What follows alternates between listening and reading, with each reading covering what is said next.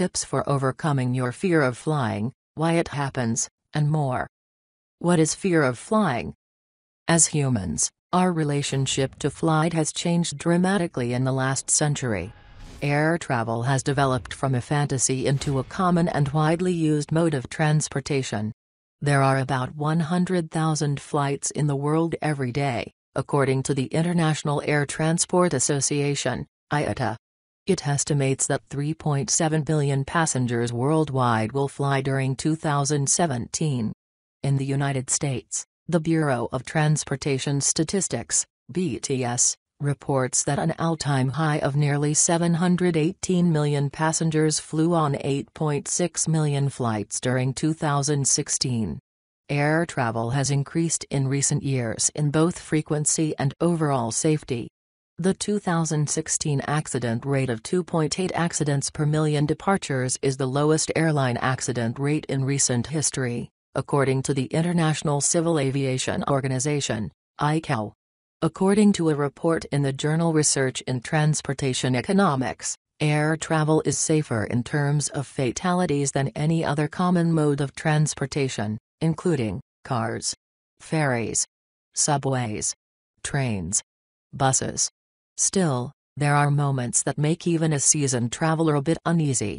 When the wheels start running down the tarmac or you hit a bad patch of turbulence, it's not uncommon to grasp the armrests a bit tighter. These moments of feeling jostled or unsettled are usually short-lived, and they pass once the moment is over. That is, unless you have an actual fear of flying, known as aviophobia.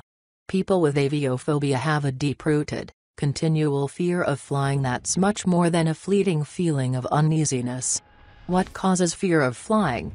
There are several possibilities for what contributes to your fear of flight. It could be caused by a single direct influence or a combination of factors. A direct influence might be a particularly bad flight you experienced or a connection to someone who experienced a traumatic flight incident or aviation event. Feeling out of control is a common anxiety trigger, and it's a common influencer of aviophobia. Being way up high is certainly one way to recognize that some things in life are out of your hands. Claustrophobia is another condition that can trigger aviophobia.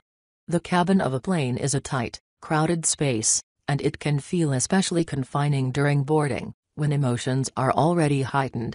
8 tips for conquering fear of flying. If you experience fear of flying, the following tips may help lessen your discomfort on your next flight. 1. Stay centered. Breathe deeply for 4 counts, and then release for 6. 2. Find a focus. Cross your ankles and cross your hands in front of your chest. Breathe deeply while resting your tongue on the roof of your mouth. 3.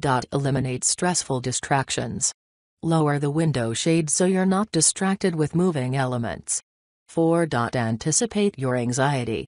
Do mindfulness and meditation exercises daily a week or 2 before a flight. 5. Be prepared with soothing elements. Find things that help you stay focused and less anxious. Find music that is soothing. Pack snacks that you enjoy but also make you feel good. Stay away from things with sugar, which is a stimulant. 6. Remove other influencers.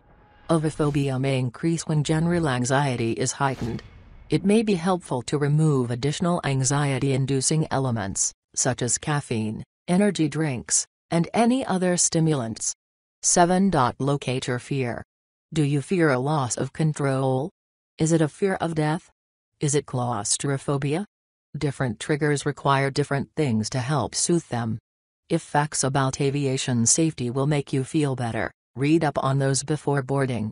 If claustrophobia is a trigger, talk to your airline about boarding early or getting an aisle seat. 8. Release the fear.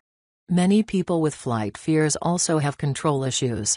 Think about releasing control of the situation to the pilot, a trained professional with thousands of hours of flight time. When to see a doctor, many people deal with anxiety on a daily basis. According to the Institute of Mental Health, 40 million American adults deal with some form of anxiety. If your fear begins to take a hold of your life in a way that feels unmanageable, it's important to reach out to a medical professional.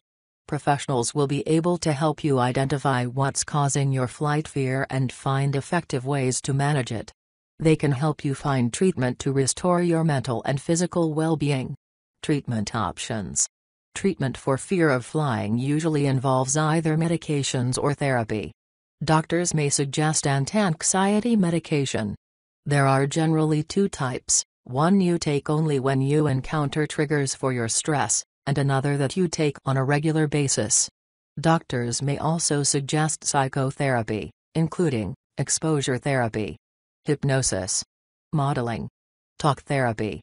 Relaxation and breathing exercises may also help. Takeaway.